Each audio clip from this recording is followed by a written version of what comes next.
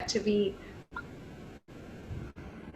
are able to have Sandhya ji with us, and needs no introduction. I think most of us, we have been adoring her work for many years now.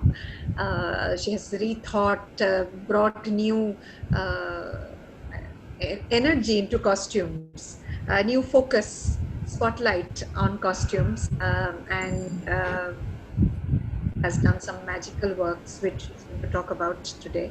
Her thought process, every time I've spoken to Sandhya ji, she said, Shobna, it's not just about the product, it's about what goes behind it, what thought process is in the page, when then ultimately the product comes. And that too, how, she has changed it around for different backgrounds and things like that. So I'm sure all of us, we are going to have a fantastic time listening to her. There are a couple of things that I wanted to mention. One is we are recording the session. So I hope that is okay with all of you. If that is going to be for our NCP archival purpose. It's not like we'll be able to share immediately, but fingers crossed, we do have plans of making it available to participants later. But I can't commit legally right now anything. So please do take notes. And the second thing is that this is a 2-day workshop. So this is the first day. Please remember that next Friday, same time again, we meet. If you have any questions for Sandhya ji today in today's session, please write it down. And at the end of the session, we'll have a discussion when she said that she'll be happy to take those questions. Maybe we can, once we have, once she has concluded, you can start putting it on the chat. So then by one after the other, she'll be able to maybe clear our doubts. And second day is a very interesting day. Sandhya ji later would be explaining to us what we are required to do on the second day. So, please keep yourself on mute, and most welcome to have your video on or off, whichever you are comfortable. But of course, we would be very happy to see your smiling faces. So, and here is a clap for Sandhya. Thank you, Swapnakalpa, and welcome to this evening session on costuming. So I can see all bright, smiling faces in different age groups, so that's really exciting. And so the session is, as you know, all about costuming, and we've been talking, Swapnakalpa and me, about how important it is for each dancer or a performer to know why the costume is so important. Sometimes we do not look at it in those angles, but yes, slowly but steadily that awareness is growing.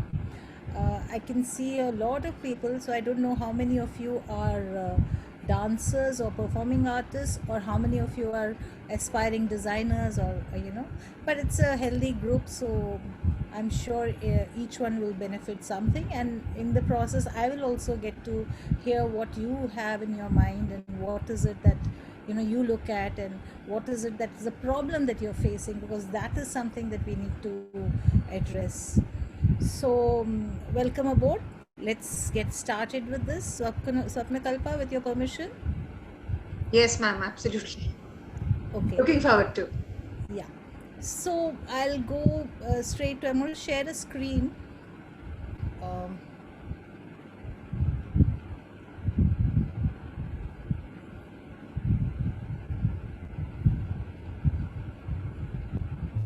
Is it on full view?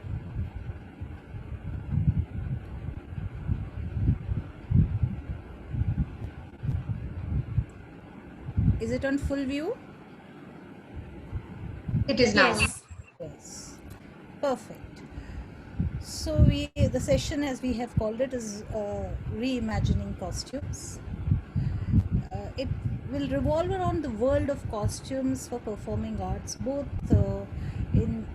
I work largely with the Indian dance form, and over last 30 years I've been able to change certain ways in which people look at costume I wouldn't say that it has become the most sought after profession. The whole idea over here is to establish costume design as a very important aspect in performing arts. People have understood that dance as such in performing arts, that you have what you call as the skill of a dance, and then you move on to the other aspects of lighting design, of sound, of music, of stage and everything, and costume is a very important element in that. So aharya, as it is known in your language of the dancers, the adornment in your vocabulary, and how long or how far or how much do you look at this adornment or this aharya? Aharya could be just the way you dress up, or just the way you do your makeup, or just the way you're doing your styling of your hair, or anything that goes on. And if you stretch that vocabulary a little more, aharya also is what you see, how well do you perceive that, what you are looking at as aesthetics. So it's the aesthetics that we are looking at for aharya. Now, what is costume as such? It's a bridge between the dancer and the audience. It's that catalyst which I call, which brings out the visual experience in a dance performance. If you close your eyes and just hear the dance steps and just hear the music, you have a certain visualization. But the minute you see a form and that is moving, and what colors come in, what kind of styling is happening there, the imagery changes completely. So it's the catalyst which tells you about the performance. Traditionally, the dancers would present pieces which were around the mythological stories, aspects about Krishna and Shiva and Vishnu or Durga or Lakshmi. I mean, you name it, and all the mythical tales or mythological stories were into enact, and people, this was used as a tool to send on the stories of our culture, of our heritage, of our mythical stories that we have. And so that it's like an oral history which is being transferred. And in the oral history, a dimension of a performing arts comes in, of the dance performance, that people enact this so that it is within you at a subconscious level. And these inspirations for costuming and everything was from the bronzes that were there.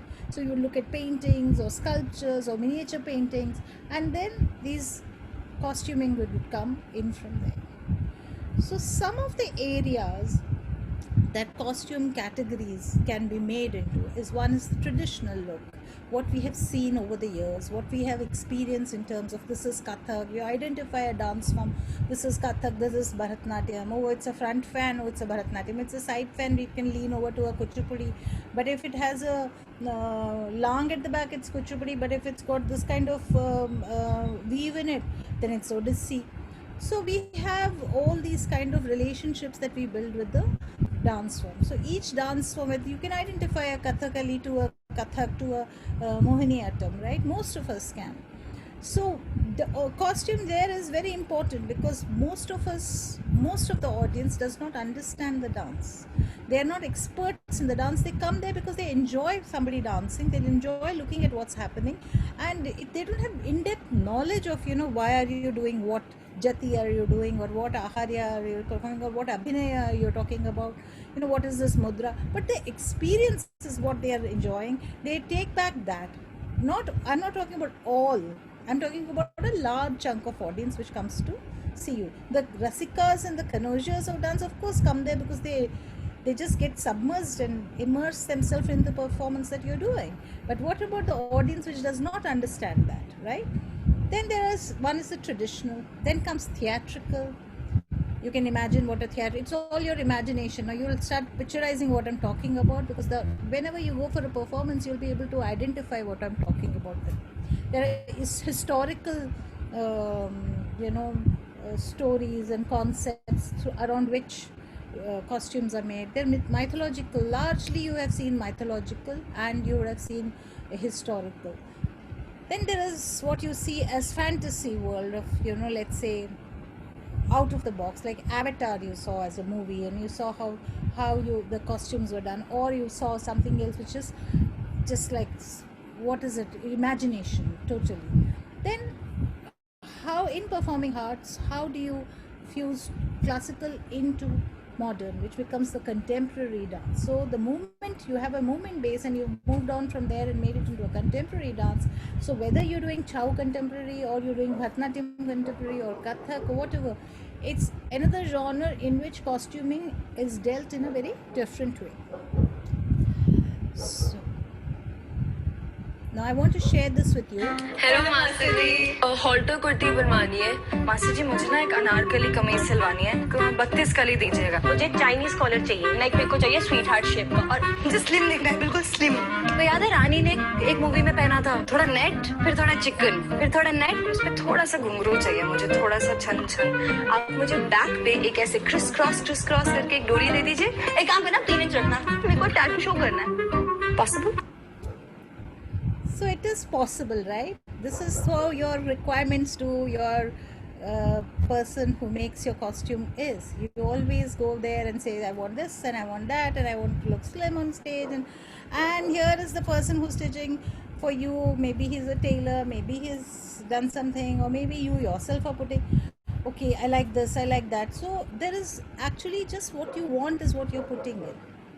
There is no thought process actually which you have put in and said, why am I doing what I'm doing? So let's go into how do you make a costume. So the making of a costume becomes very important, because that is what is going to make or break your production or your performance or your concept that you have. So the first thing that comes to us is the brief. Now the brief is from the client, which would be a dancer or a choreographer or a production person.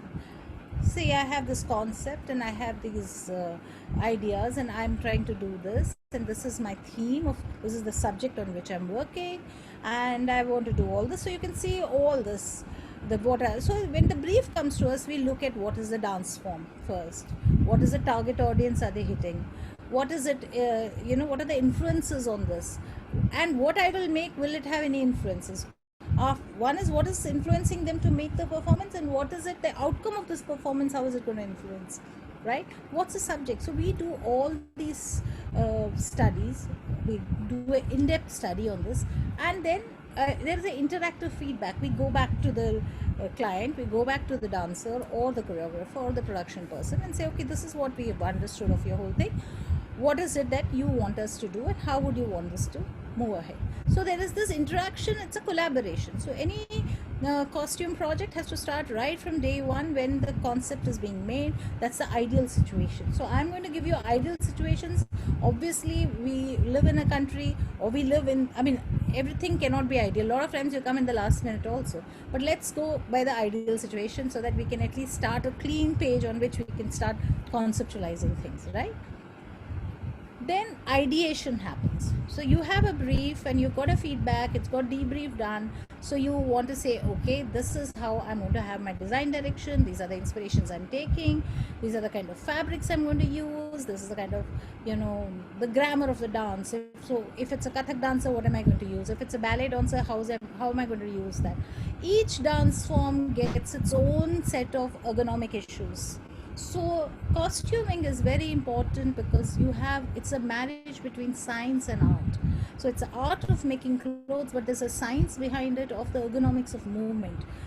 How do you move, the kinesthetics of body, what happens when you stretch an arm or a leg, or like if you are a Chow dancer, you raise your leg really high. But if you are a Kathak dancer, you're going to spin, so you're going to move around. So you can understand how the bodies are moving and how the fabrics will work on you. And so then it goes that you take all this along and you have a certain image that you're going to make for them. You make that image, you start drawing out, you make out a mood board, you draw out things, you design the grammar in which you're going to make this costume. Then you come back to your client or your dancer, if you want to say so, and the interaction starts back. So you bounce your ideas to them, you show some concepts, you show some sketches, and then they will give you a feedback on that. Based on that feedback, you start detailing out the concepts. So your illustrations are made, you have actually detailed out all the silhouettes that you're giving, you're narrowing down your fabric palette, you're narrowing down your color palette, you are actually doing design realization. There is an idea that's happening, and you're doing real design realization. And all this happens when, simultaneously when you go on to start this, you are actually sitting in rehearsals and watching the concept cull out, the way the dancer is preparing her choreography, what she's looking at, how she's looking at. So you are watching what's happening there. And it's very important for a costume person to understand dance, to understand movement, to have a certain liking, or rather interest in that form.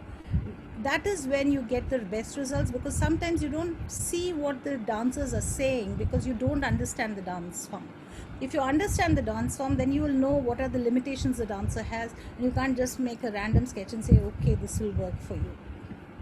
So you're also understanding the body type. So you have different kind of bodies, so you're understanding the body type while you're making the concepts. So there again, this is, like I said, it's an interactive collaborative process. So you have to have a constant feedback. You bounce off your ideas, you come back, you get back to your drawing board to detail out things, and after that, like I've shown you, a storyboard is made. You can see both the storyboards. This was for Songs of Tagore for Battery Dance Company in New York. So how a color image was made, you can see the top one with the yellow, where the color image is made and the silhouette is made, and all the metaphors that you're going to use which associate with the mood of the concept is put in, and accordingly the silhouettes are created.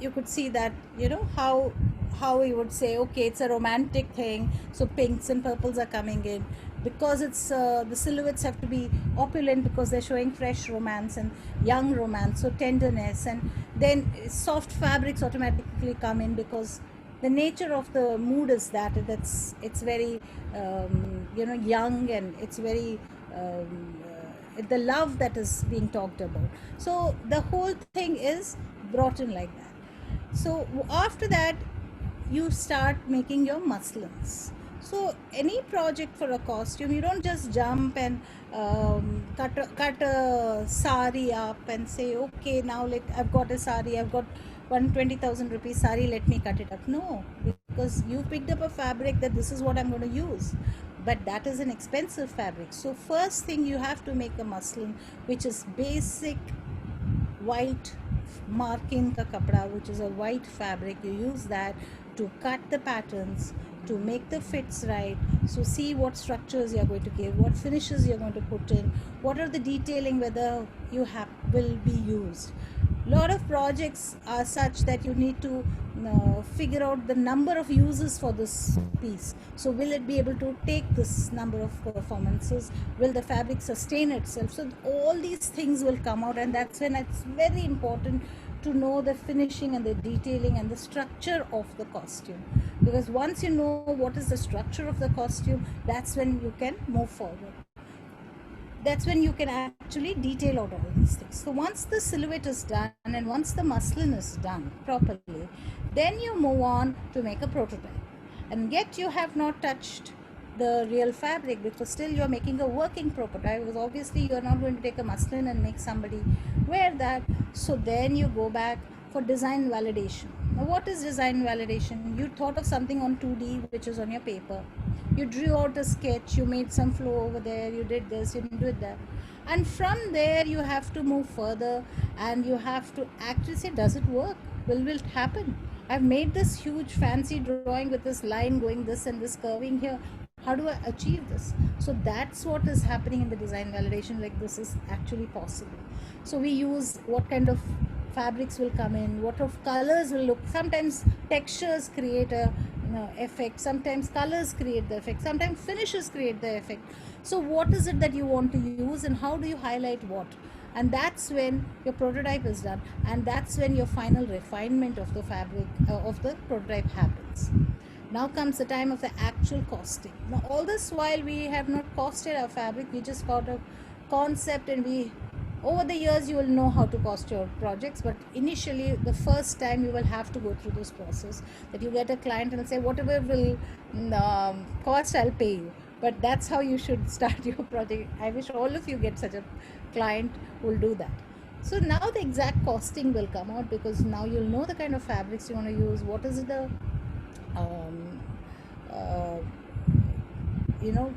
materials that will go into it, and all this will entail to make a prototype. Now you cut your final fabric, do a test fitting on your on your client, on the dancer, and see if everything works. There will be ifs and buts in it. There will be some errors here, because you are now taking a 2D fabric into a 3D form and completely fitting into a body which is moving fully. It is not that it's just haath ko aise hila diya, you're moving your hand a little or something like that. It's a whole 360 degrees the body moves, so, and then you're sweating, so imagine the amount of pressure the fabric will have. So any garment, any costume, if a normal fabric can last you 2 years or 5 years, this will only last you 10 shows. It can't take more than 10 shows because of the exerting influences that comes into it. The wear and tear is so strong that there will be ripping around the armholes, there will be ripping around the zipper area, on the knees, wherever there is abrasion, there will be, the garment will go away. So those are the factors we try to put in and look at and try to give a longer life to the costume. So in the same process, we moved on to make something. So you got the way how the costume is made. So this was an initial costume with using traditional fabrics of Bengal cottons and creating a silhouette of a romantic couple. That was the theme. It was called Moonbeam, and this was for Battery Dance Company, where we created, and this was way back, this was one of my earliest projects in 1991. I had just finished my postgrad, and the Battery Dance Company was here in India, and we had the same costume being portrayed by, danced in by Mallika Sarabhai and Shashi Dharan Nair on the same project. Then there was an international premiere, and that we made this Bengal cotton. So how do you use this? Fabrics say a lot. So this was a very romantic piece, and it talked about young couple and how it was called Moonbeam, that in the light of the moon, how the love comes up and how tender the feelings are. So this is it was all in white Bengal cotton, translucent, and here I try to use all Indian fabrics, because our country, because it's our responsibility. I really feel it's our responsibility to promote our own fabrics. So this was for a American ballet, but with Indian Bengal cottons, and the transparency of a Bengal cotton, I don't have to talk about it. Everybody knows what a Bengal cotton, what lightweight it is, and how the most beautiful weaves of zari can be interwoven into it, and the textures come out. And when then you use such subtlety onto stage, it's sheer magic, and that's what this created. Like I said, the concept, a sketch, how do you color out the image? Now this was birth of Ganesha, where how Ganesha was born, as how Parvati was peeling off the layers from her body, the dirt. So we showed the layers in these colors, and how she peeled off the colors from her body and moved on to, then the birth of Ganesha happens, from her. So the entire process is shown from a sketch, how it's translated, and it moves on. So this is how the whole thing happens, and inch by inch the movement happens, and the Lord is born. So this is how one works around doing from a sketchboard to a concept to getting a brief and moving on. But there could be different other ways also, and that's what I'm going to touch upon. So we did a production called Mythologies Retold, which is a really different approach completely. It all started when I was looking at a company period art which was depicting Annapurni, and this was way back in 2007, when the female feticide issue was rampant in India, where people were aborting their girl child, and it was so rampant that it was a cause of concern for all of us. And that's when this production was envisaged, and as a costume designer, I said, no, let me do beyond costume designing and let me do a production. And that's when we did this production, and we had Geeta Chandran to do the choreography of the show. We did the entire concept of the show, where we talk about how the woman is born and what she entails, and what happens if you remove the woman from the society, and that was what was happening. And this show traveled all across India to 12 states, and very well received. It also got an award for creative excellence from UNFPA, so because it was on women and issues of the women. So we had, about the woman, what happens if you remove it, and the understanding the intellect of the woman. I won't go in detail about the show because that's a long story altogether. But what happens that you saw was a sketch. You saw a sketch. This is the first sketch that we did. This is a sketch I made, and this was my concept. So from the drawing board, from the painting started the concept now. Now this was my imagery, and I had to realize this imagery onto the show. Now this is the second way that is going. So this is how the show came in, and I'll share this video with you for that. And she was born.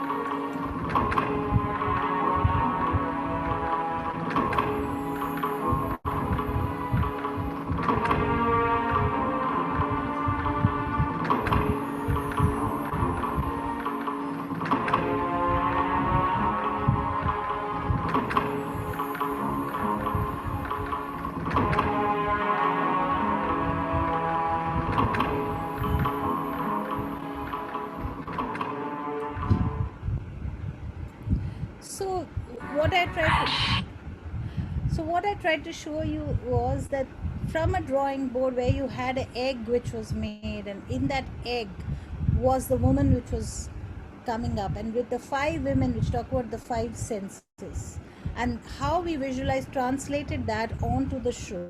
So the translation happens through costume, through lights, through all the stage setup that we did. So that's a approach also, that it's not necessary that first you have concept and then you move. You can just have something that really hits your interest. Like I saw Annapurni and the concept started coming in, and then I started drawing out, and that's how this concept was made.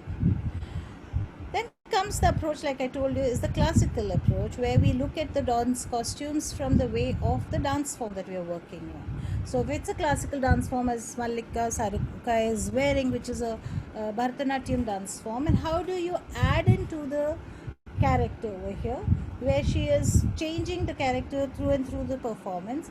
How do you use the colors in it? How do you lend to her body structure with this? And that's how you can see in this. A classical again for Geeta Chandran, but yet with a contemporary twist, where we have used traditional fabrics. Now when I say we have to be very cautious about, very concerned about the fabrics we use, is because all dancers, all of you, are inspirational to many people. So you are influencers to many people, and it becomes a very important aspect for you to look at our own fabrics, our heritage fabrics, whether it is in weaving or whether it's by printing or across the globe, across the state, not the globe, across the state, and use those fabrics in your dance performances. Of course, there are new fabrics which come in. I'm not saying don't use the new fabrics. Please add on your new fabrics, but largely because there is a very important connection between a dancer or a dance form and the weaver. So all these motives, all these colors, as romantic as your or as beautiful a dancer would express is what a weaver would express. So if I look at it, nobody will say it's a peacock blue. How does the peacock blue? So now you can, imagination will come in. The way the peacock moves. So call it mail kite. You call it the colors, that there's a certain nuance to it, the way the colors are spoken. It's not a teal blue, or it's not a turquoise. It's not that. So that romance that comes into these excuse me, that has to be understood. So that beautiful understanding of a weaver and a dancer, because he also draws his inspiration from the nature, like you as a dancer would be drawing your inspiration from. Now this was a program called Seasons, where we had done costumes for a musical performance which was based on Tchaikovsky's music. It was a dance performance, and we had to do. It was for an international audience, so we had to put in the colors in such a way that it depicted the moods and flavors of the uh, season. So here, that is what was happening. That each artist would come in, and we had one solid silhouette, but everyone was in different torso male arcs. And we introduced the leotard blouses at that time because that gave them much more comfort in dancing, to move around, to flex their arms, to jump, and do so many things. So that's how we deviated from the traditional fitted choli, because now ergonomics is very important, because the way the dancer can move freely and put her full arm or do a adavu which is very fast, or any movement, that flexibility was coming with. Using the same traditional dance form as Kathak, and how do you play with colors within the given palette and not distracting, yet being together, because it is not that one looks at the performance and say, oh, beautiful costumes, and the dance is not visible. Dance has to be really, really enhanced with this. And that's how we use, the detailing that is done, how much hair has to come in, what are the colors of how much balance of colors has to happen. So those tones and hues, what is the tone and hue that you would use for your characters, those plays come in. These all come into picture in this aspect. Neelam by Anita Ratnam, where she depicts, the Lord. And we wanted to incorporate the Bharatanatyam aspect into a version of, contemporariness also in it, because we also are trying to bring in the younger audience interested into a dance form. More and more we want people to come as an audience, to come and see dances. So what will also draw their attention is such fine detailing. So then we incorporated the front fan into the garment itself. So that becomes a torso, that the torso garment has the front pleated fan, and the Lord wears a large, if you've seen Venkatachalapati, here the Balaji, you have this large breastplate that there is there. So how do you incorporate that for a dancer? So you can see she has that, which is actually embroidered into the fabric, and it looks like a crusted plate which is there. So it's not uncomfortable for it, won't flip flop when she's dancing. So these kind of things have to be looked into, researched, and put in. Now, the way they dress up the Perumal over there is very different. And if you see the scuff of the sleeve in this, it's called the crinkle, because the Perumal over there wears these cuffs. And how do you get all these inspirations unless you study the whole aspect of what the dancer is trying to say? So once you see that, and how do you put them together? Now you have Lakshmi, the modern Lakshmi that she's depicting, and you have finally the Perumal going and immersing with the Supreme.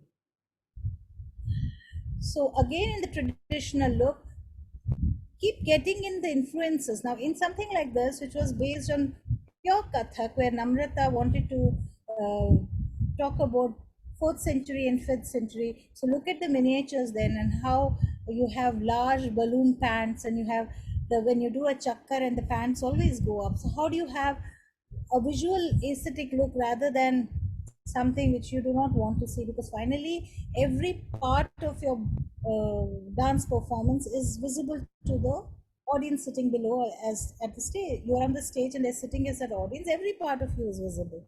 So how would you ensure that any part of you, any point, whatever chakkar or whatever you're doing, it looks aesthetic and looks, wow, I never thought this could be done. So get that surprise all the time. So what she wore a very long angarkha, and then we had given her a full brocade pant based on the miniature, based on the period that she was depicting. Here again, twisting the traditional look and moving on and giving, how do you use the same colors, how do they look different or within the same performance? So we had 7 dancers in this performance, and each one was having the same color scheme, and all we did was to shift the colors. So when we shifted the colors, the look changed. That nobody had a similar look. So it was a shades of purple and pink, but where the purple and pink would come will change the entire look. So each one could have their own individual costume, yet bind with the group. Now this was again Namrata, where we talked about the swirling dervishes. So Sufi, as you call it, where it had to be very minimalistic, and usually you see it in white. And here we talked about the dervish in pain. We talked about seeking the Lord, and we wanted to bring black into the thing. So the entire garment was layered, and it's not necessary that all garments have to be made in silk. This was in pure cotton mull, and it was layered. There were several layers and layers and layers. And as she kept twirling and twirling and twirling, you could it would unravel and show the layers and still be very, very understated. And that is what the effect of the whole show was. Coming back to the traditional Bharatanatyam costume, where we have been seeing all these beautiful bodies, young girls, who usually all the young girls get to do their Arangetram. So we tweaked that, the way the seat cover. I always have a problem that the seat cover becomes, it's called a seat cover. You know, why should you have something called a seat cover?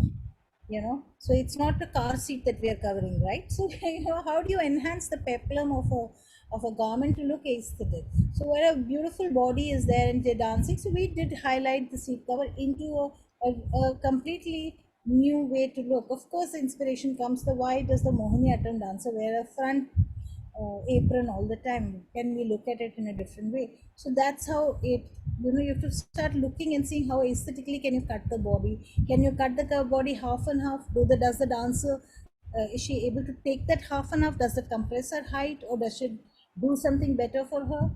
So we have to work all these things in your mind while you are, it's not that you like this yellow girl turquoise green combination and you start making them. Does it work on your dance? Does it work for the theme that you're working on? Right? That is what it is. So far I've given you the traditional approach and everything. Now we come to the theatrical approach of costuming, where it's more of a drama, where it's more of a, you know, a theme which is coming and you have characters coming in. So this is a theatrical performance completely, which is called Once Upon a Time, and this was in Atlanta. And we talk about all the characters, from the witch to the farmer to the hunter to the dancer to the sea mermaids, to everybody in this, and each one is dancing. Now you don't look at the dance form in this, because the theatrical aspect of this has taken over. Like I said initially, that you have to have those elements of, you know, which dance are you doing, what are you doing it for. But this audience is talking about an American audience. It is talking about young kids who want to come and see what is this dance show. So you want to promote Bharatanatyam base, and then you want to showcase Once Upon a Time a story in it.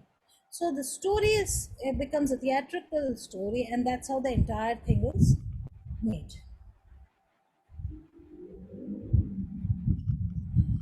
The theatrical happens also when you are doing a single solo performance, where in this is Surpanaka with the accessories of the long nails and her crown and this flowing garment that she's wearing. And so you can see that how a character is built, or a certain look has been built for the dancer to enact her piece. So you can look at this and you know that, oh, this is somebody, this is not a regular. She looks like, maybe you don't know who Surpanaka is, but at least you know that this looks like a witch with a long nail. So this is an interesting character. What is this? Then you'll start understanding and you'll start, okay, let me, as an audience, you'll start being inquisitive about what is it that they were saying. So this would draw your attention, and when you go back, this visual experience will be there with you to say, oh, she wore those nails which were very beautiful. Maybe that's all you took back, but you did see that, right? And that is what you should aim at, that every detail is visible, and every detail is seen by people. And why you're using it, you have to know why you're using it. Now Matrika, here again, she is, the Meenakshi is showing the, in this, I don't know how many of you know, the third breast. Now I can't make somebody have a third breast, so the circle that you see is a symbolic third breast that you see. And those of you know about Meenakshi's story, how her breast vanishes when her third eye opens and the Lord embraces her. So her contemporarizing that to show she's a warrior woman. So how she's a fierce warrior woman, and her expression and everything comes through her silhouette and through her color scheme. Now you see the color scheme that's happening, the length of the dancer, the height of the dancer, and everything is taken into account, and how the look has been created again with natural fabrics. Of course, we've used some glitter fabrics in it to get the feeling of the warrior person in it, but largely it's cottons in this, and that's what makes the difference in these costumes. So far we've done so much, and I hope I've not. I hope you guys have enjoyed yourself so far. And now we go to the thematic approach.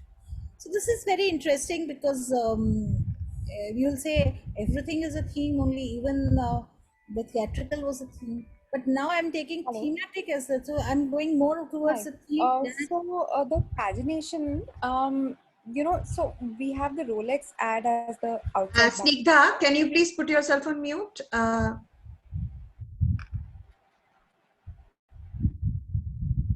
Yeah, please continue, ma'am. Sorry about this. Okay, no problem. So you'll say, oh, that was also a thematic theme only once upon a time, and you have those characters. But like I said, the approach was theatrical in it, where it was larger than life, where you had to be hit with the concept of, oh my God, who's come up the stage. Go on mute. Okay, so maybe yeah, okay. So then we have, I'll come to this, isn't coming.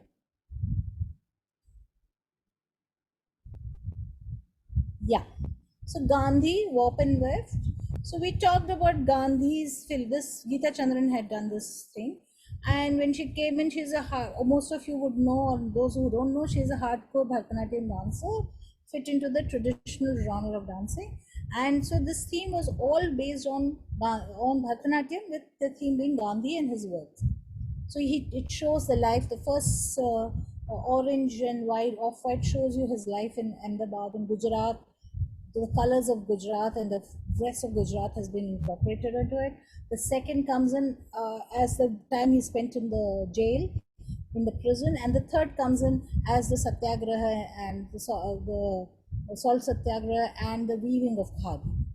So how did I deal with this? And this was a very tough thing, because a dancer is usually used to wearing a Bharatanatyam dancer with all her, nethi chutti and her necklaces and her zari and her front fan and her pleats, to move her away completely from that and give her pure khadi. The essence of the theme was so important that it didn't matter what dance you are doing, but the theme has to be brought in, and the theme was pure khadi. And then the different within, because it was an on-stage performance. When I say on-stage, she doesn't go out of stage at all. Everything happens on stage. So we gave her a chatai behind which she changes, and then you have to ensure that the dancer is comfortable while changing. It's not that she can just start changing, right? And how do you do these changes so effortlessly? So all these costumes were done, and she started with this first costume with the colors of Gujarat. So we sent the fabric to Gujarat to get the right colors. The water in Gujarat and the water in Rajasthan dye yellows and oranges in a very different way. The color, the impact of the color is so different. So we had to get that dyed. So that much extra you go to reach what you want, to get what you want. So we did that. Then the colors of prison and the faith that comes in. So we got in how we could, use a very serene look and not just a pure white, to get the impact of that.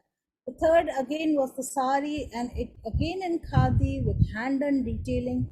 So this is how you dealt with this theme. Now what is interesting, the same theme I would not say, Gandhi being the theme, right? Asta Debu also came up, late Asta Debu also came up with this theme and said, I'm doing Gandhi's principles, four principles that I'm going to work on, and I'm doing this.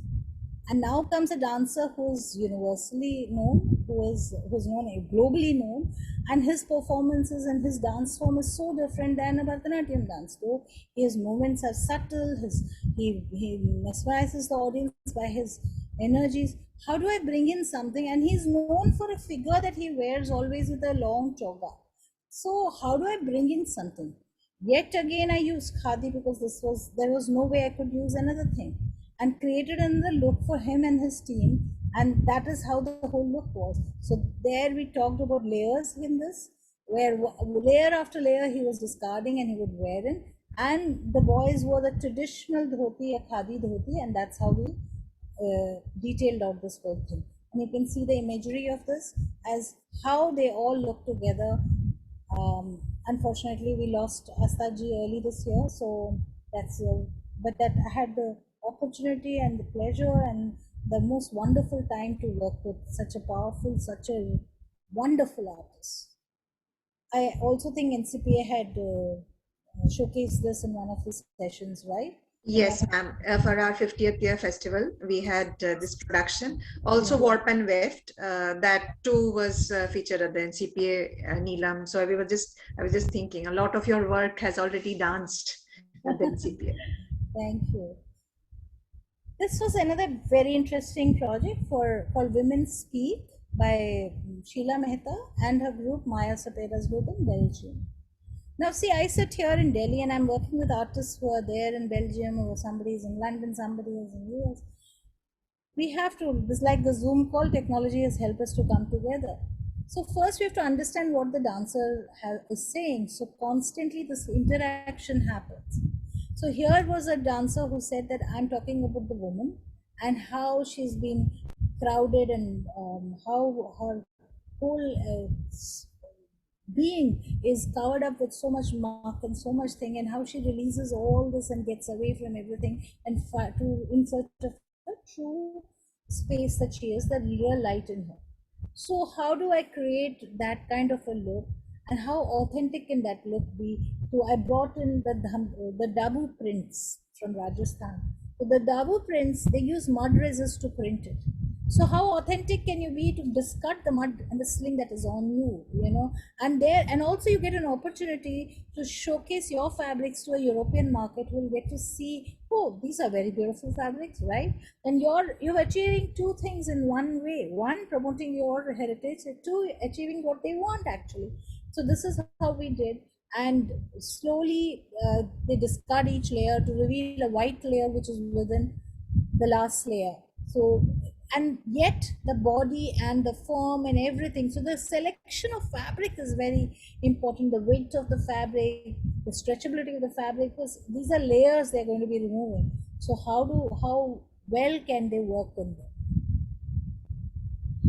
So all along while you're doing these costumes, all kind of collaborations are very, very important, and these collaborations start right from the beginning. So all the dancers sitting on this workshop, attending this workshop, anytime you want to show anything, must collaborate with people, whether it's for your music, whether it's for lighting, whether it's for your sound, whether even if it's a dramaturgy, whether it's for your costumes, whatever. But have a bouncing board, because never think that what will they give me, they don't know anything about dance, what a lighting designer will give you. They will give you so much that you will be really enamored by saying, oh my god, I didn't know they know. So this is how collaboration works, that you say something and they say something, and together it moves on, and your eyes are opened and you can think better and you can get in. It's like literally like brainstorming. So many collaborations are done with Aditi, and Aditi always collaborates with fabulous lighting designers, with dramaturgs, with stage people. So we've been able to achieve a lot of results through that. So this was something called Now Is.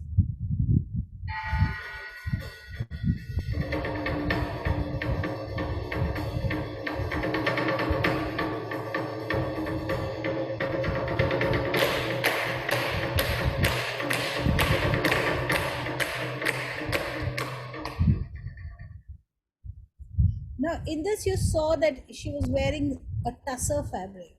So how do you use such a delicate tussar fabric for a really, really strenuous dance like what Aditi does, in terms of it's a physical movement that happens, and tussar is a delicate fabric. So there again, how do you treat your fabrics? How would you, enforce them? At what pressure points would they give ways? You'll have to work on those details, and that's when going back to a drawing board of making your muslins and your prototypes comes in handy, because you've worked it out that this is tussar. What will it happen if my hand stretches, or if I do a full split? Now I'll show you what I mean in this video, how she does a full split in a tussar.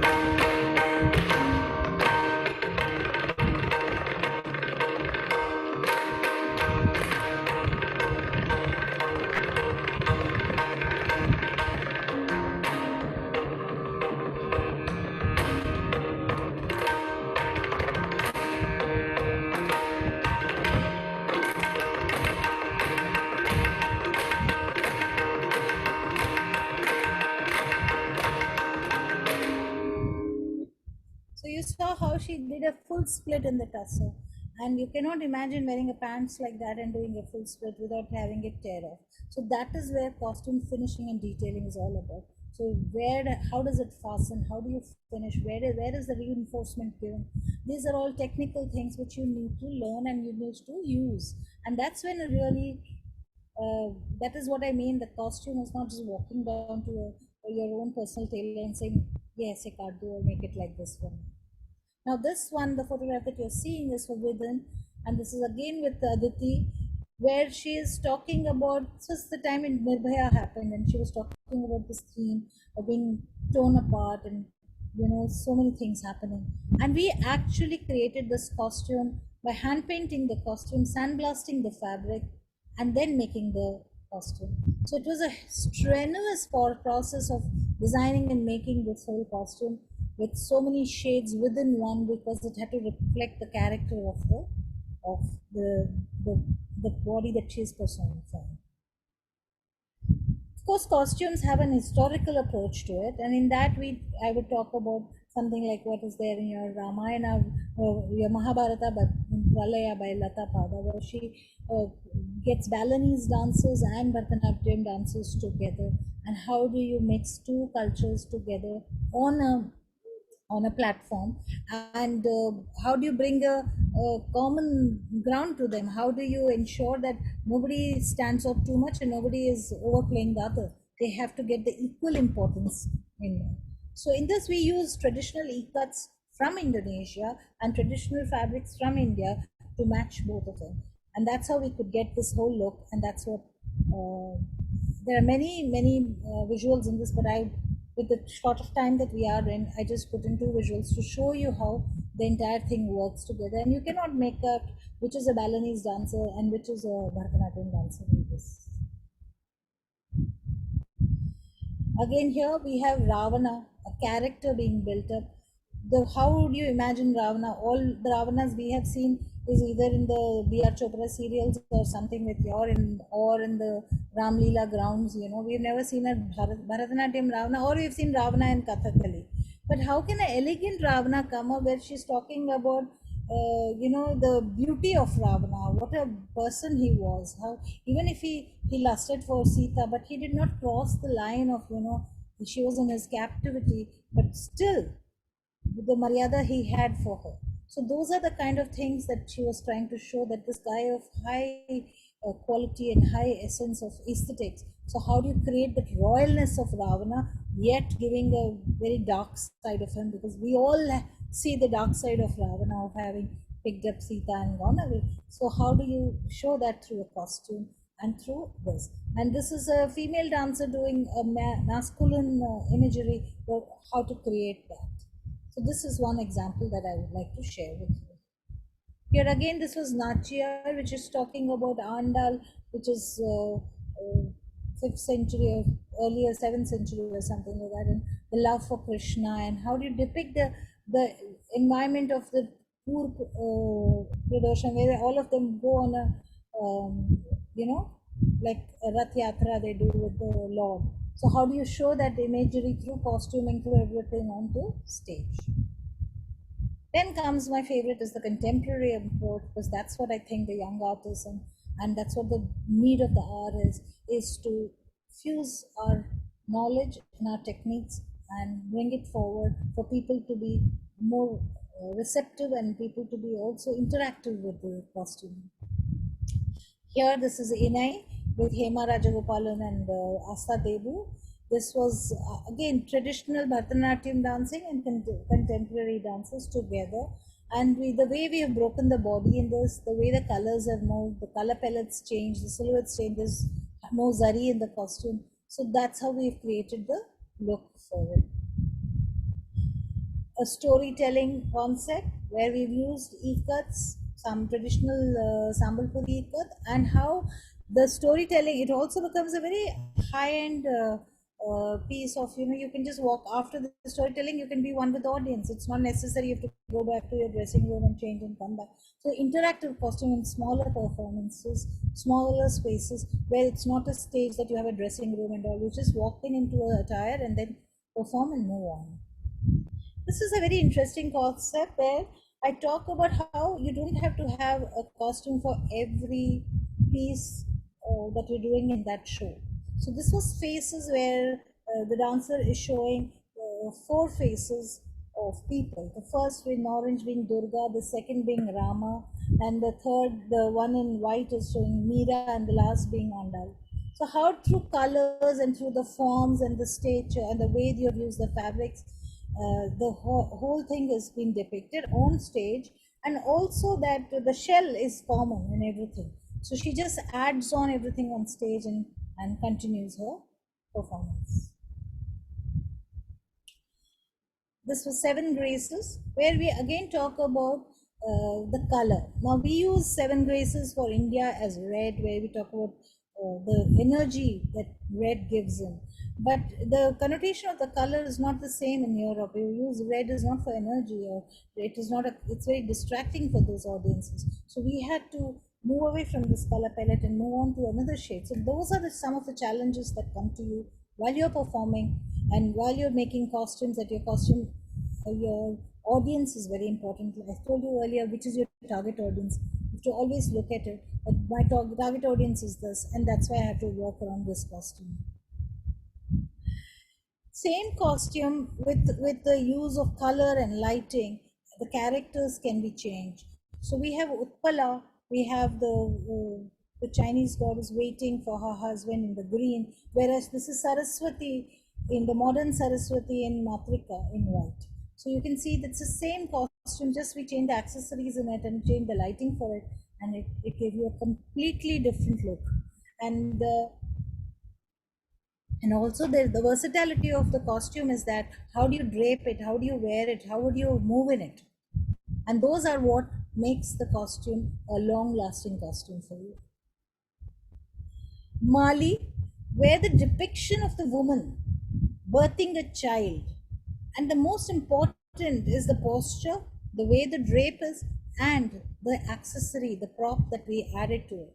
The prop to show, if you know that in ancient times, you're bringing back tales of ancient times, how women, even villages, even now maybe they would be doing it because they're not so accessible to hospitals.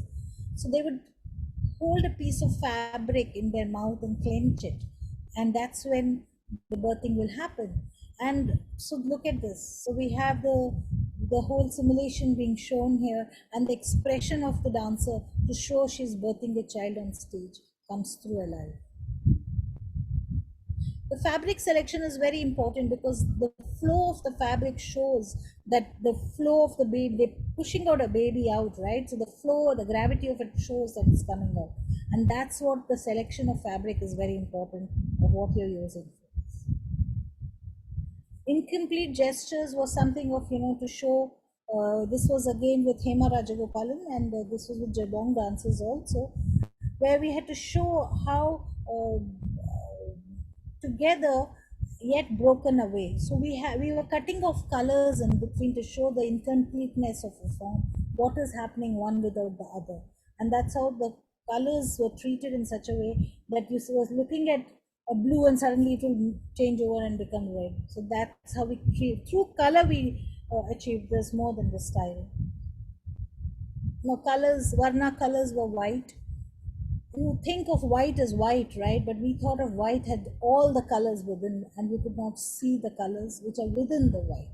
And that's how we made the concept in such a way that you go with an idea when the theme is called Varna, the colors are white, so it's only white that you're going to be seeing, but you see all these colors happening, and where do these colors emerge from? So you have to reason out why you're doing this, and that's how we brought this ahead. Now I come to something called responsible costuming. So all along I've talked about the right fabrics, I've talked about the right materials to use, the way you do everything. There's also, why are we making all these costumes? Can we make lives easier, better for people, do things? So this was a very beautiful concept with Subhadra Sudarshan, and currently, which is not added in this presentation, I did something like this with Sheila Mehta also. So this whole concept was about autistic children, and we work with autistic children. So their paintings we used to make these costumes and build up this whole thing and whatever was being generated was given to the Society of Children with Autism, and so for their betterment. So how your own efforts to bring back and give back to the society which has built you this whole concept is there. So you could see how the costumes work in a contemporary style and with paintings of children with autism. The prints that we developed from them are all paintings, original paintings.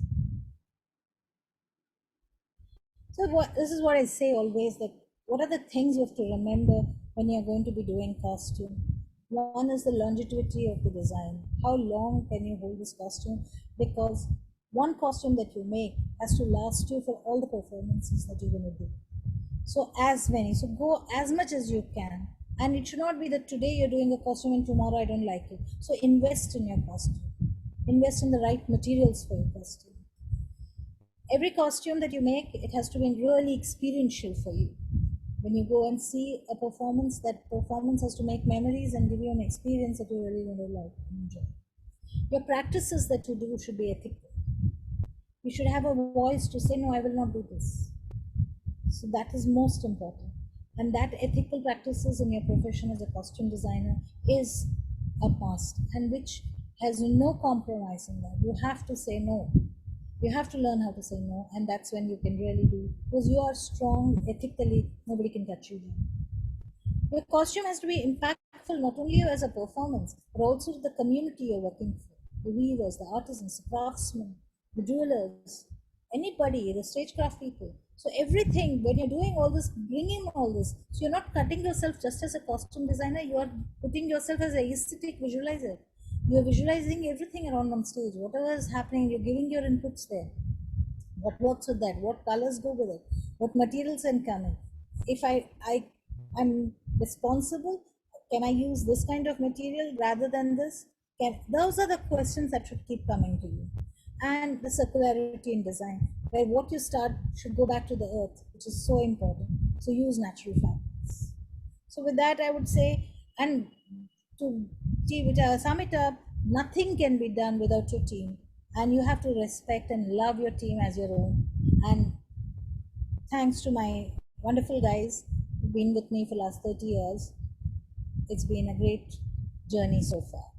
So now, Swapnaloka, thank you all for patiently listening to me, and we are back. So now you can ask your questions or whatever. Thank you so much. Exactly, Ankur. I think we should all first clap. That was amazing. I mean, so much going into, I think for me personally, it's absolutely a very new way of looking at costumes. I don't know what I'm going to do with the costumes right now I have, because I don't be able to look at them.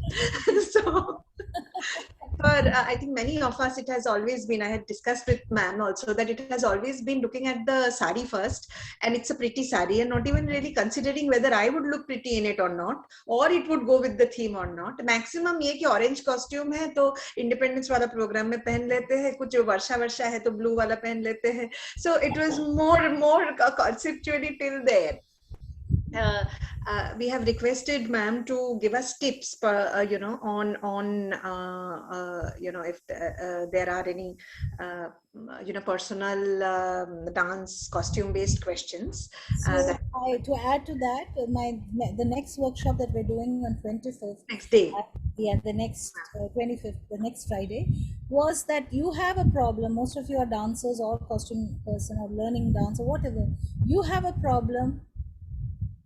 It will be better if you can group together, and then because we have just a short span here, right? You can come up with a problem, or you can come up with a solution to your problem, and let's discuss the problems you're facing. Let's see what we can do. It's a clinic. You have a problem, we are here to solve it for you. We have to see what happens. And your questions full on, whatever we want to do. So I really wanted to see how you want to take this forward, whether you want a concept and you want to work on that, or you want to do a problem solving. Both are open with me. I'm open about both the things. I can give you a concept and say, okay, here's a concept, group yourself in groups of 5, and then let's do something. Or you come with your problems, you see what solutions, or you say, I'm doing this and I have this, and let's see how everybody's interacting to it, and Each one gets a little window to talk, and each one can share their thought process with us. So questions are open. Whoever wants to ask whatever.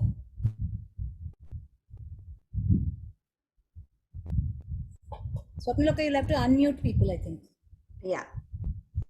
If you are, I mean, I'm sure they can, are you not able to unmute yourself? I've unmuted, but Yeah. everybody's muted. No, I'm just checking, ma'am. Questions most welcome. I will start, please. I don't see any hands come. Ma'am, I am an Odissi dancer, and as you can see, I'm extremely well fed. So are there any colors that you feel that I should avoid on stage? Or that's number one, and number two is that in terms of borders, I have always goofed up. And it's only after I've spent all the money and gone on stage and feeling all wonderful, and then the first photograph comes and you're like, oh good lord, this is how I looked. So so if there are some people say broad borders are probably not for me, or if there is anything regarding borders, that also, ma'am. So first of all, one doesn't have to feel one is overfed or underfed or anything, and the confidence with which you come on stage, I really believe that it is not about your size that people look at the stage, it's about your performance. And with that, how do you enhance it with the costume? That's your challenge, and that's how one has to look at it. Yes, borders can be avoided, but there can be minimalistic use of the broad borders also. And you can look at things which are linear. Don't cut your body up. With colors, don't cut your body up. So try to go for single tones. So these are the kind of things that you have to, and see what are the highlights. Largely people would say, the Journal of Design would say, don't use stripes, no horizontal stripes, don't use light colors. I've gone beyond that. I just feel it's how you treat those stripes, how you use those light colors, what do you highlight, how would you use the lighting on those light colors. So then that's what you can use. There is nothing wrong in using a light color, even if you're slightly well fed, as you claim it. But yes, ideally people would say take a darker color. But I would say take a tone on tone. Take something which is linear in colors. Take the whole body. Let the line not stop. A costume, when you see from your face, the whole look goes to your toe.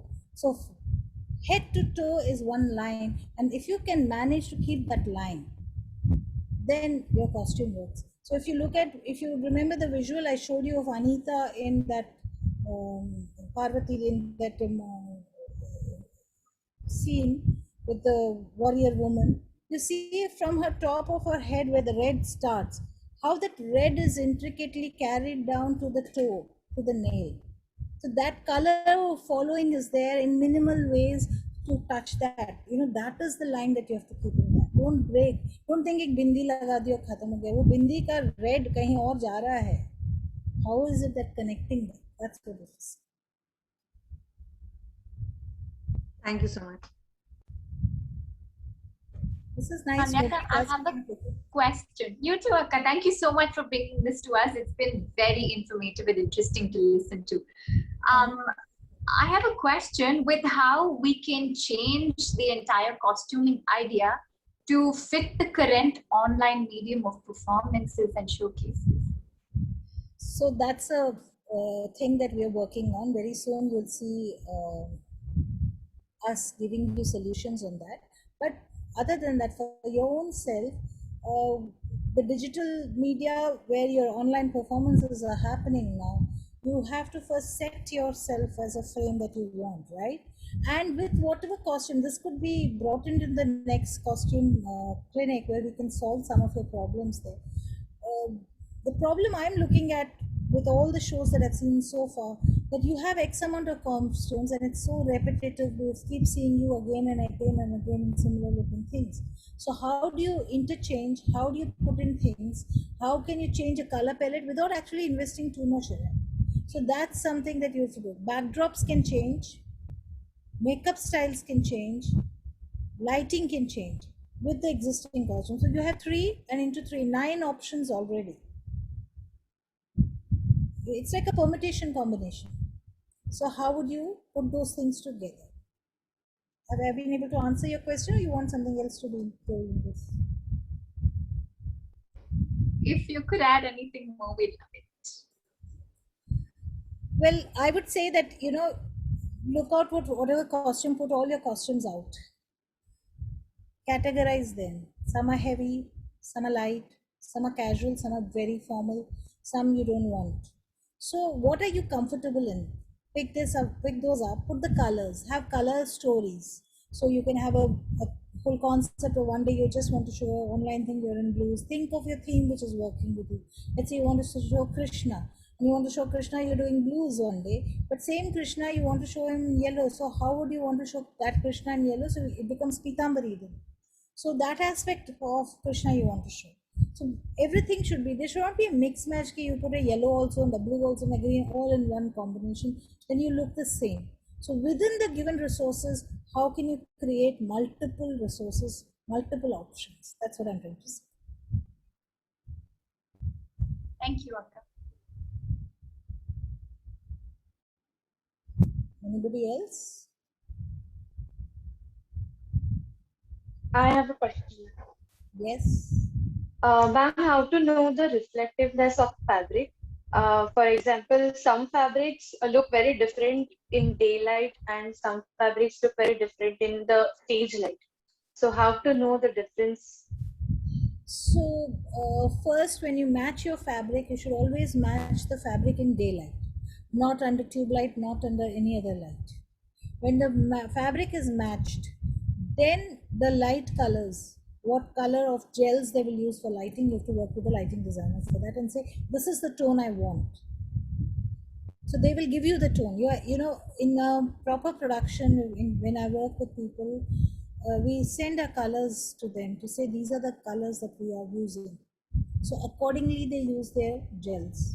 Accordingly, they use the colors, so we don't lose colors then. Otherwise, mostly over here, what happens is you just have common lighting, so you lose a lot of colors. So you have to use those, the right, that's when I say collaboration, is that you have to have that collaboration with your lighting designer to say, my colors are such and I want the vibrancy in it. And in some scenes, I don't want the vibrancy, how do you put it in? So a vibrant costume can look dull also on stage and change colors also.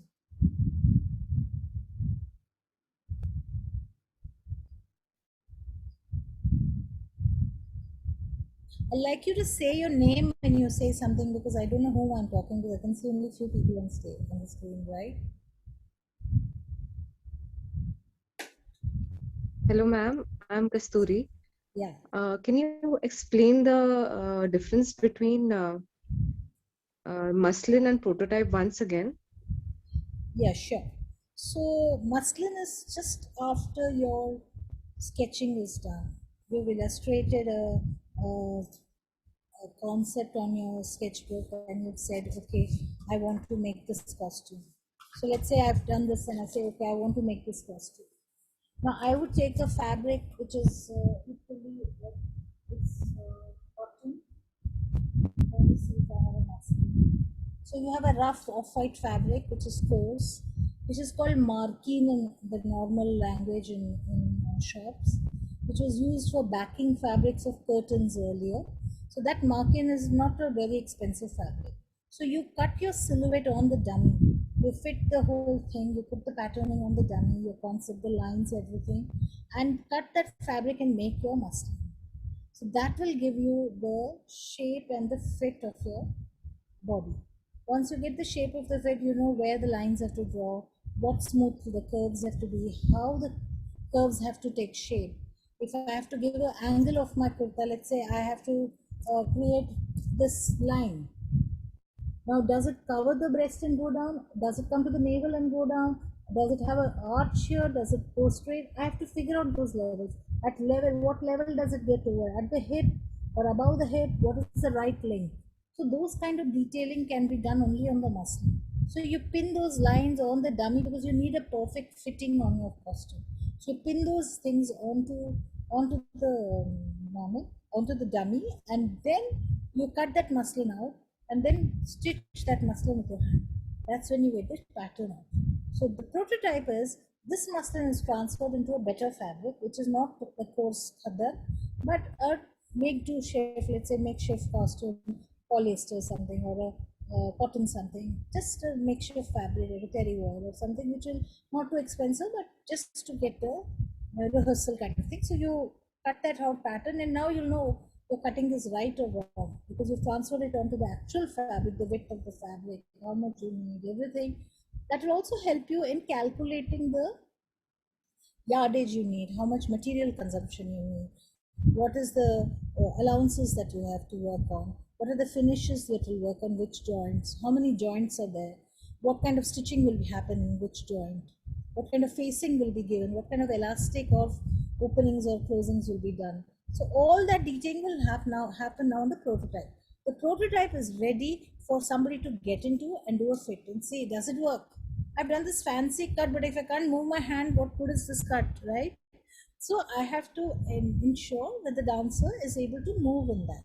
So then you see, she'll stretch, she'll bend, she'll do her rehearsal, she'll work it out and say, no, it's working, no, it's not working. There are two answers to it. Okay, it's working, but it's pulling under my arm, it's pulling around my waist, or it's rising too much, I'm not able to breathe, I'm not able to jump. Every dancer in her dance form will give you a feedback on that. After the prototype is then you move to the final fabric, because you made the prototype, you're marking down all the corrections, and you know what is going wrong, what is going right. Go to the final fabric. You don't cut the final fabric first, because these fabrics you can keep buying, but where will you go and buy a silk saree again, an expensive one? Sometimes you found the right color and there was only 5 meters, and you don't get the other 5 meters ever again.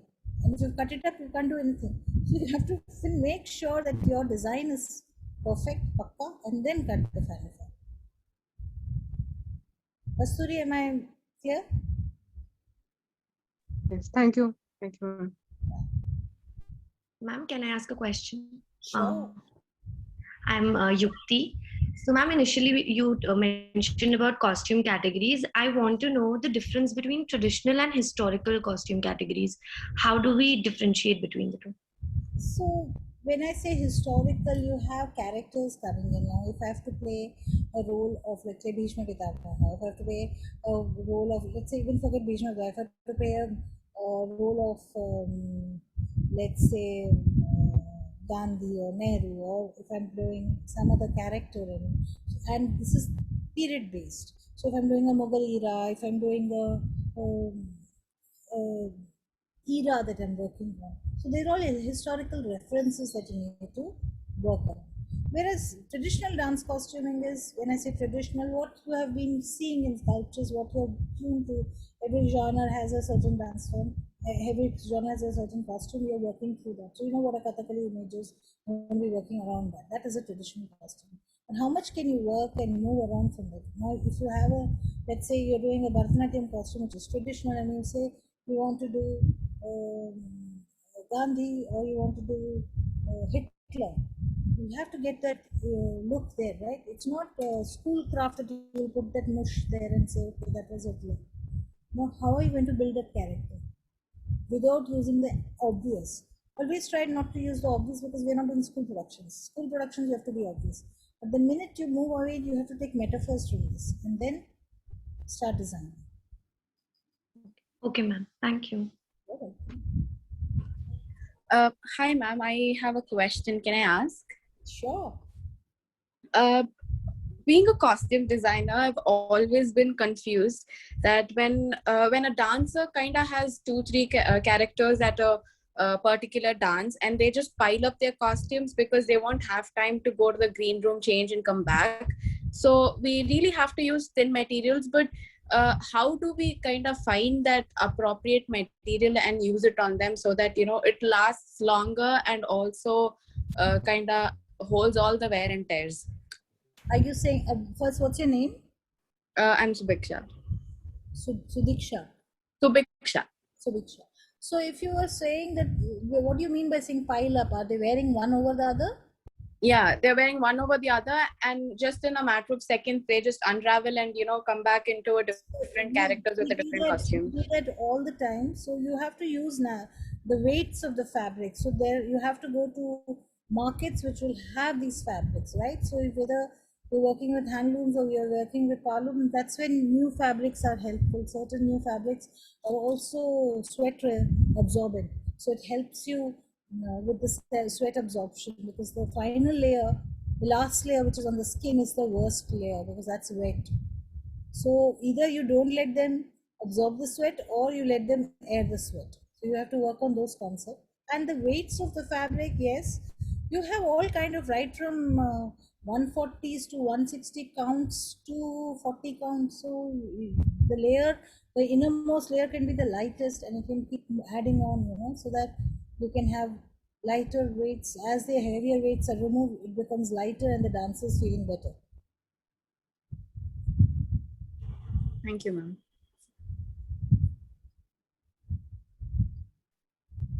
It's very difficult for us to let you go today with all questions coming in our head. Let the questions come in, and okay. Anybody else who's, I know there are many questions, so that is why we have another day. Ask the question, Swapna Tripathi. Absolutely, please go ahead. Namaste Sandhya ji, this is Pavitra Bhatt here. I'm a Bharatanatyam artist. Yes, Pavitra, how are you? I'm good, ma'am. It's a very common question which I always had. I'm also teaching young kids since many years who grow up to perform soon in their age. And then there is always this question which arises, I being a male performing artist, for a female dancer, I always have a question, how do I project her personality properly on stage? For example, if she has really long legs, and then I want, like I saw one of your traditional pictures, what you showed, where there was yellow top and turquoise blue or peacock blue pajama. Yeah. It was really impressive. Was it the dancer was tall, or was it the idea to make her look tall? The dancer was tall also. I wouldn't say she was very tall, but she's quite tall. 5'6" is a good height. Yes, yes. And so also that the body is very slim. And to treat it in that half and that way was interesting, because the body was slim and it could take the linearity, the cut in the thing. But if you also see why the actual length you could see is because the color yellow is being carried down right to the bottom. We have not removed the yellow anywhere. While visually you see it's a yellow and a turquoise green, but you see deeply, you'll see the turquoise green is also up and the yellow is also down. So where do you see it's going both ways, like the yin and yang? It's going, the green is moving up and the yellow is coming down. So it's merging and it's creating an illusion. So that's when I say, that was your question also, Swapna. That's what I say, how do you treat the linearity and how do you blend these colors? Those are so important. And as far as you had the other question of showing the male body. What did you say? I missed out on the question. Yeah, so this is my another question. I always drape dhotis. Either I take my one of the best saris which I get, as Swapna ji also said, हम हमेशा पहले colour को देखते हैं और उसके बाद हम उसको just drape कर लेते हैं. I'm lucky to have my wife and my mom's saris. So, but now the question is, when I have a Kanjivaram sari, then sometimes it looks bulkier. So then I need to cut the pallu and then do something else with that.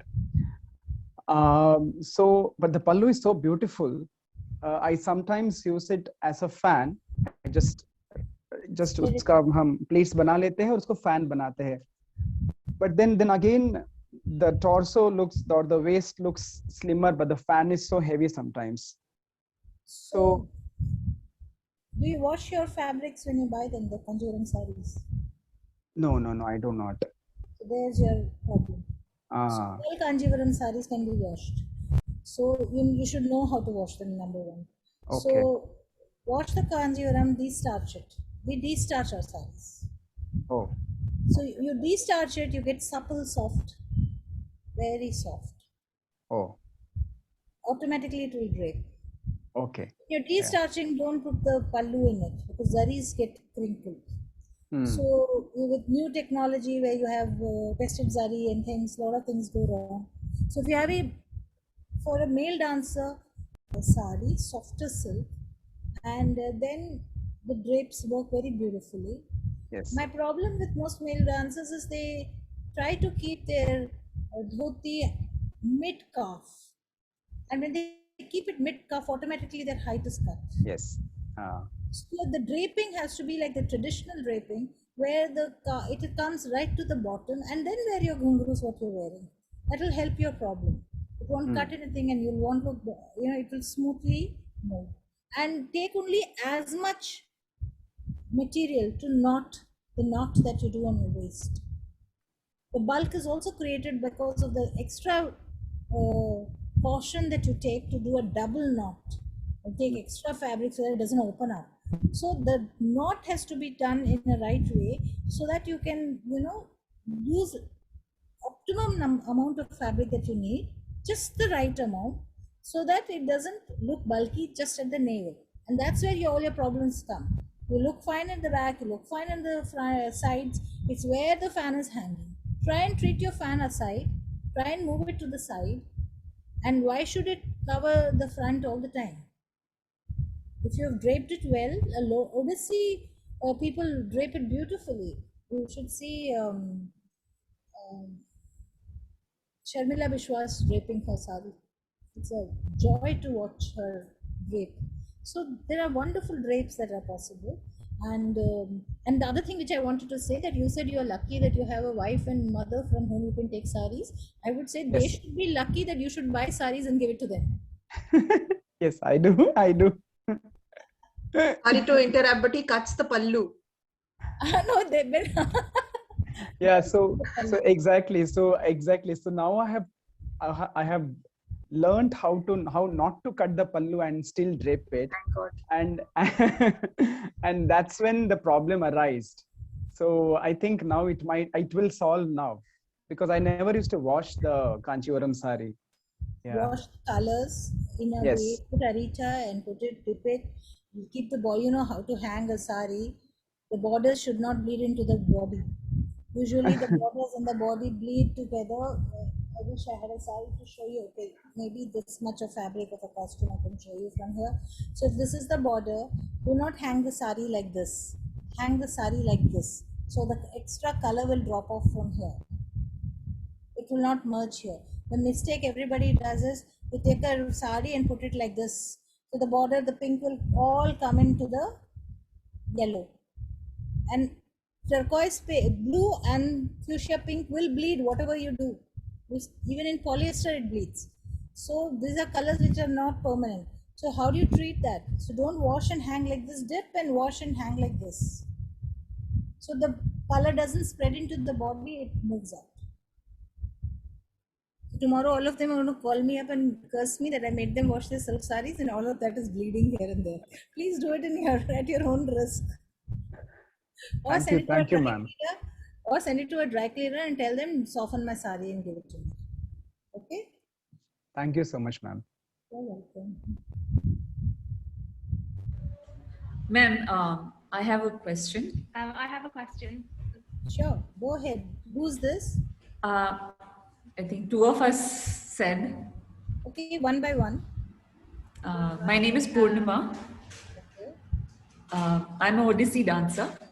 And I'm quite intrigued by what you just mentioned about washing silk saris. And most of the silks are very puffy when you drape them, or even when we make a costume, even the tailors would not wash it or something. And you mentioned that there's a right way of washing. If you could just elaborate, what is this right way? What is the technique? How do you do it? I'm talking about silks which are Kanjivarams. Kanjivarams have a certain weight and a certain way of making, and the silks are usually pure. So you pure Kanjivaram saris, if you pick up, you dip it into cold water with arita or easy, and then you can hang them and dip it out and hang them straight. The borders are on the side and the body is in the center like that. And let the pallu be not touching the body. The pallu should go down. You got what I mean? What I'm Yes. saying? So if I Yes. have a sari and I have a pallu, the pallu should be down and the body, when you hang the other side, right? It should not be parallel to the pallu. The pallu is going below. So that no color gets transferred onto the main surface. What about the other kind of silks, like your Katak silk, for example, or Those are anyway not fast colors. You need to dry clean them. Soften them by dry cleaning. okay. Because this is an evolved sari, Kanjivaram sarees. So you can, it's also a sari which is worn every day there. So the quality and the silk and the dyeing is quite pakka. But Kathak and Banaras brocades and other saris, these do bleed. So you need to dry clean them, soften them. Just send it for softening. Tell your dry cleaner I need it to be softened. You get it softened, it will break beautifully. Thank you. You can call it de-starching or softening, like the dry cleaners, they do it. And then they will calendar it and press it and give it to you. It's called calendering. So they will press it and give it to you. So it's back to looking new. Okay. Thanks a lot. Thanks a lot. So what's the other girl wanted to ask? I also have a question. I would like to ask Hello, question. my name is Okay, also fine. Sandhya. Sorry, might just finish. Thank you. Thanks. My name is also Sandhya, and I'm an Odissi dancer, Shopnaji student, and I live in London in the UK. And thank you first of all for the session. It was really informative, and I also have had the pleasure of wearing one of your costumes. I'm just showing it on screen now. I'm not sure if it can be seen, but you designed it for a themed piece that we did a couple of years ago. So my question was about living in the UK. Everything's quite seasonal. Winter and summer are quite different, outdoors and indoors. So I just wanted to know how you kind of work around that, how you design costumes that are versatile, that can be worn both outdoors and indoors in different seasons. If I have that in my brief, I will incorporate that. So we did one with one of your dancers in London, Matangi, and we did the circus theme that she had, which was outdoors. And we quilted the top layer for her so she could wear it outdoors. So it's possible because we use all kind of materials for facing and fusings and things. So if we get a brief inside saying that this performance is going to be outdoors, then we take care of that. But largely it's for a proscenium or a closed door show or things, that's what we work on. But it's possible. It is very much possible to handle that. I have a question myself, like that. There was a male whose voice I heard. Yeah, Ankur. Ankur, you can talk first. Okay, go ahead. You ask whatever your question is. He'll come back the next. Hi, myself Gayatri Bhatt. I am a Kathak dancer, and I want a very specific question that since we have all have a cost constraint and very limited resources in our local areas, like no elaborate tailors and whatever. So I want a very specific thing: how much hair is looks beautiful on stage when it comes to solo performance, and how much costing or the fabric consumption, so that sometimes tailors fool us. They tell ki 10 meter lagega, itna lagega, and then finally we don't get that output. So could you guide in that terms? So there's one small saying, जितना घी डालोगे उतना सुंदर मीठा हलवा बनेगा, है ना, उतना tasty हलवा बनेगा, जितना चीनी डालोगे उतना मीठा बनेगा, है ना. So that's the same. But then if you go look at a costume, there is no need for a ghair or a not ghair. It's on your theme. You can do a proper Kathak performance with a straight looking kurta. Piyush does it so many times, right? It doesn't have too much ghair and it looks fabulous. So it's not that you need so much. There's no written script ki 10 meter chahiye, 6 meter. आप 10 meter डाल सकते हैं. If I'm using voile, I might use 15 meters. That meter that you saw of Namrata has 15 meters of fabric. But then I've done costumes with only 4 meters also, and it gives a beautiful hair depending on what you want. So if you know what you want, I'm sure you can negotiate that with your person who's making the costume for you, and take the person in confidence. Don't feel that they are always cheating you, because they may not be understanding you. You may be saying कि मैं घेर चाहिए, and they will think अच्छा इनको बहुत घेर चाहिए. You say मुझे 4 मीटर घेर चाहिए, आप कितना कपड़ा चाहिए? Then you ask. Okay, so that's how you would do.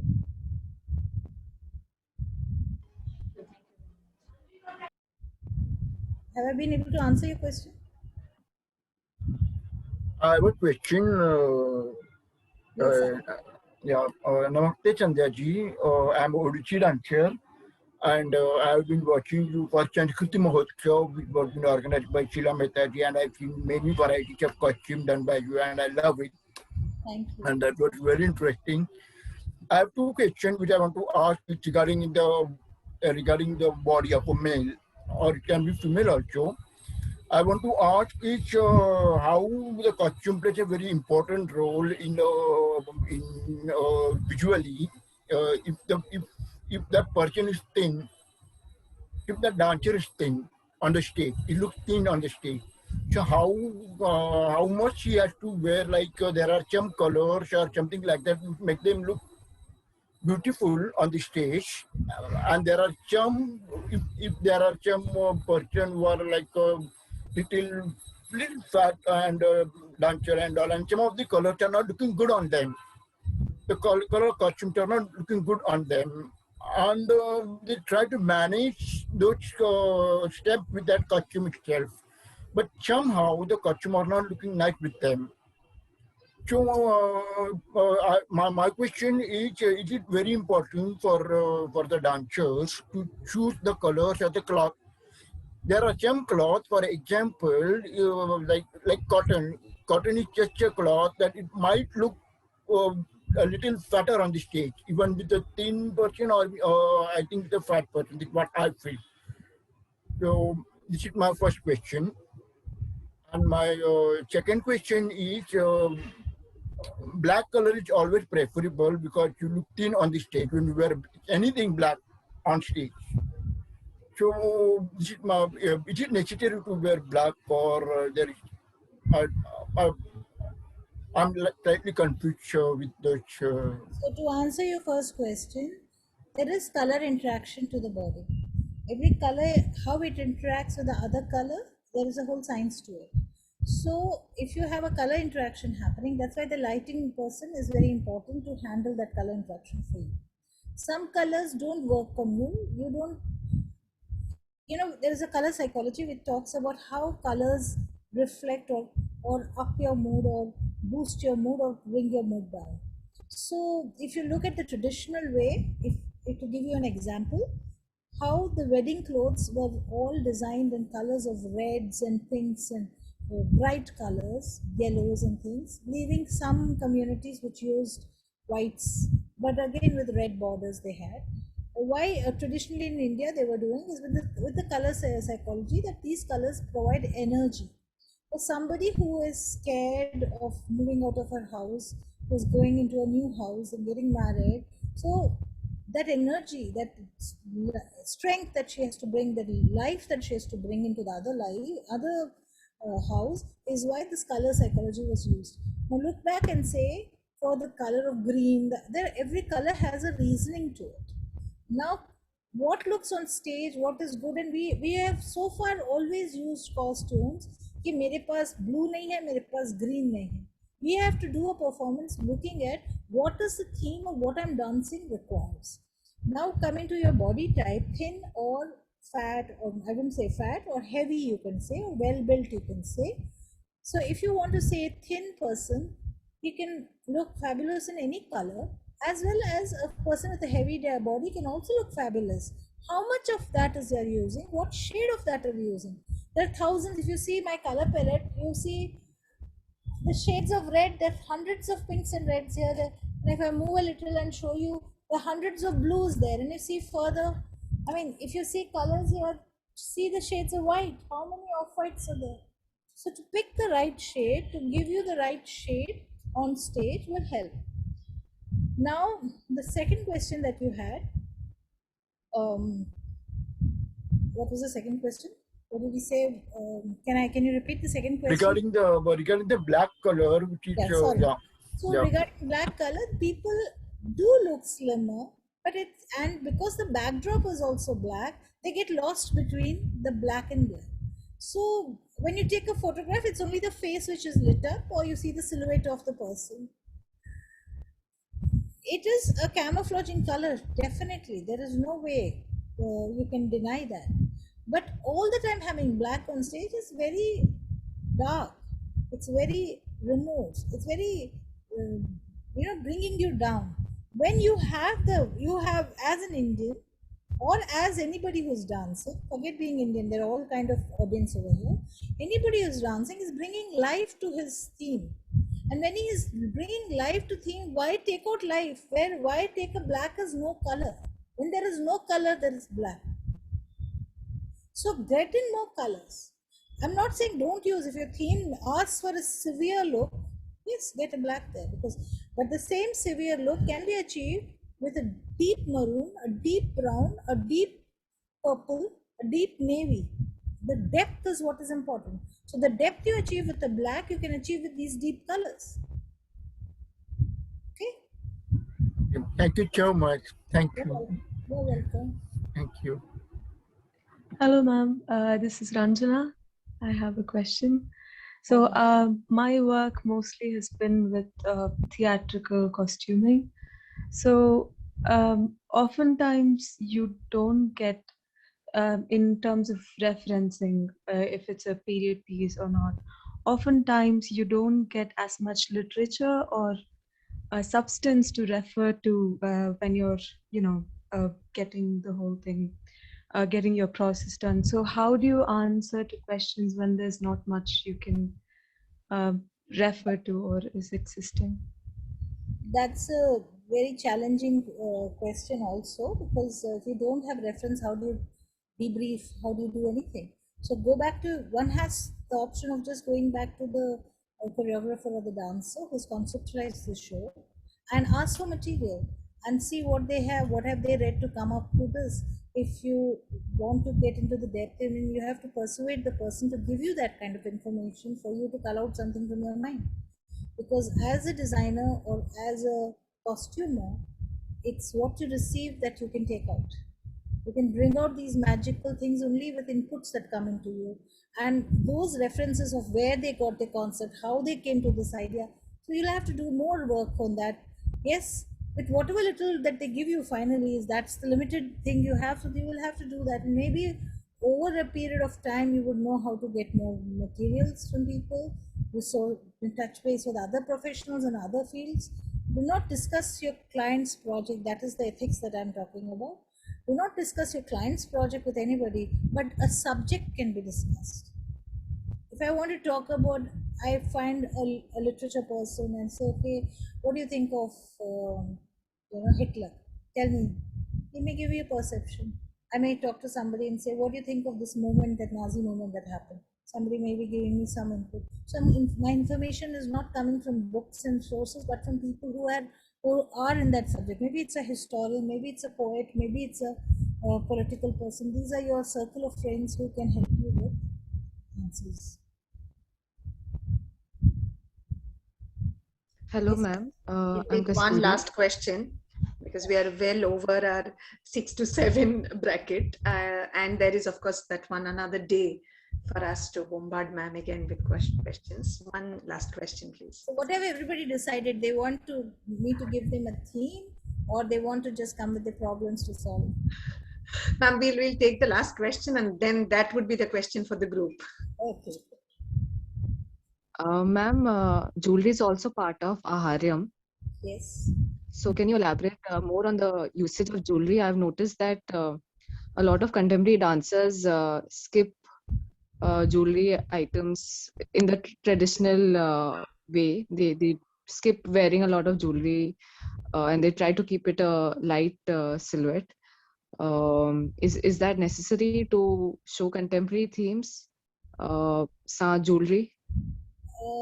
No, sans jewelry, it's not necessary for contemporary. You can very well use jewelry in your contemporary also. It is still a very nascent level because you have evolved in the area of costume jewelry for dance, whether it is for Kathak or Bharatanatyam or Odissi, the elaborate inspirations from the sculptures are there and people are making that, right? But now you have new jewelry, which is really interesting, cloth jewelry and made of paper, made of things, contemporary jewelry. Now, what is also happening is that the thing of modern means, or the confusion between people understanding contemporary and modern is to discard the tradition. Discarding the tradition is not an answer. I'm not saying slap on is also an answer. So they say, oh, traditional nahi kar rahe hain, so let's remove all the jewelry. No, that's not the reason. What you wear, maybe I don't wear those chand balas that I wear, or I don't wear the matha patti, or I don't wear the heavy Odissi belt. But I can have a cloth belt, I can have some other kind of thing which holds. Why are we wearing the belt? To hold our waist straight so that the body posture is there, right? Why are we wearing a necklace around the neck, a choker on the neck, so that we don't slump in our neck. We have that firm posture that we have to give for our dance. So the use of these jewelry pieces are very important. Why do you have that bun at the back which holds your head? Otherwise, I'm talking to you, my head is falling down, right? But as you're dancing, you're standing straight with that because that weight is holding you. So those are the things that are part of the ahara, which is scientifically put there together, which is not written down, because ours is a oral kind of communication knowledge that we all have. Now you translate that into your usage of contemporary dance, and how would you minimalize? You're talking about minimalistic approach. How would you minimalize this aharya aspect? So your makeups, you want to break away from the traditional norms, and you want to do experimental things. So then what stops you from using jewelry? You can use experimental jewelry. You can have a large breastplate that you can want to wear. You can have huge, but will you be able to dance with that huge thing? Maybe no, maybe you'll wear small studs, and if your movement is such that you don't have to do vigorous movements, then you will have larger pieces. But if your movement is very robust and you need to do excessive movement in your dancing, then you keep all these hanging things, distracting things to minimal. Have I been able to give you an answer? Thank you, ma'am. Thank you so much. That was a very enlightening way of describing the actual usage of jewelry. It's not just beauty and aesthetics, but holds a deeper meaning as well. Thank you. Now the question, how do you want to take this ahead? So this interesting, fascinating group has to give me, how do you want to do the next workshop? See, you have an opportunity to tell me what you want.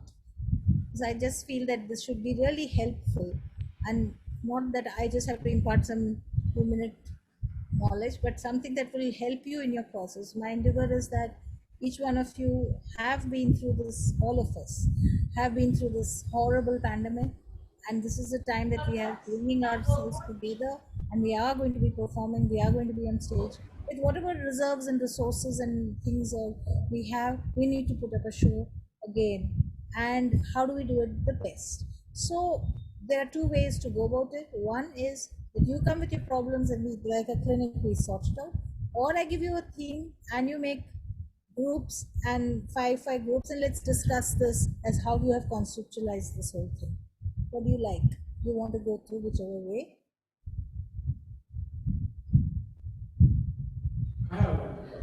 I think if we are going to go for groups, we have to give more time. If people are available, we can always schedule calls with the groups, a Zoom meeting with the groups to discuss.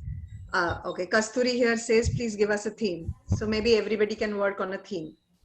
So we can have one theme and how each one wants to interpret that. So within the group which is there, how do you do it, Swapna Kalpa? Will you be able to send them to groups, or each one will then, how do you want to do it?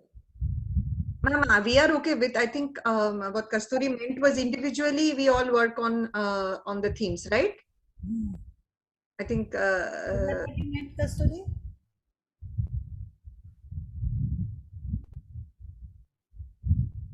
I was thinking of a collaborative way, because we can bounce off each other ideas. Yeah. So will you be able to share their addresses to each other, Swapna Kalpa? How would they make? Haji, if everybody agrees, we can make 6 groups. I think we are about 40 people. So Should we make do that, 6 ma'am? groups and post them, and I'll give you the theme. Acha, And ji. get a theme. By morning, I'll give you the theme, and you'll post it to them. Is that Yes, okay? absolutely. So by next Friday, they come up with ideas, Ji. and it's not necessary you have to sketch it. You can sketch it also in whatever way you want to do it. Okay, or if you have something you want to put them together, this is what I've thought. That's also possible. So it can be really exciting. That's what I feel. Absolutely, it will be very. You guys agree? And Pavitra, you can wash your sari and then tell me. Pavitra had to leave because he had class, but I'm sure his wife and mother will make sure he will wash the sari. Okay, so Swapna Kalpa, I'll send you the theme. You make it for 42, so we can at least have 6 or 7, whatever. Ji ma'am. So if everybody agrees, we'll just randomly take the email addresses 6 karke ya 7 karke. We'll make groups and we'll email together, one group together, so that you know that these are the email addresses and this is the group. Perfect. And then maybe we can all exchange mobile numbers there. If you guys want to make a WhatsApp group, please. And just do it random, okay? Like I've given you a theme. Just random. You can do your brainstorming. I gave you a process so that it gets ingrained. Why am I doing this? So that it gets ingrained in you as to how you will have to approach. Even if you are doing your costume yourself or you're getting somebody to do it, you know what the process is. How do you get to it? Perfect. Ji, we're looking forward to it. Okay. So thanks, guys. Thank you so much. And it was really fun. Swapna Kalpa, I'll await your email with all the groups. Haji. And by morning, I'll send you a mail with whatever the themes are. And we can give common themes. I'll give common themes and see how each one has interpreted that theme. That will be so interesting to see. Now I have a request. We might be actually making them WhatsApp groups. Today we were trying to send the link. And a lot of emails, unfortunately, a lot of people did not get our emails. So there might be a WhatsApp group, no problem. Is that okay? Okay. If you have not shared your mobile number with us, please do. Okay. Sorry, ma'am. Yeah. So you can do group 1, group 2, group 3 like that. So all the so you can say costume group 1, costume group 2, or whatever. Workshop 1, 2, 3 like that, and then I'll know. Okay, ma'am. So I can just post that onto that. Okay? Yeah. Is WhatsApp group okay? You be there in all the groups, so you know what you're doing. Ji ma'am, Ji ma'am. The NCPA team will be there in all the groups, and of course your presence, and we'll do that. We'll do that just now. Great. Lovely. So it's good fun. So okay, guys, see you on Friday now. Okay. Yeah. Thank you. Thank you so much. Bye. Thank you so much, Akka. Thank you so much, ma'am. Pleasure. Thank you. Good night. Night. Bye. So when you first get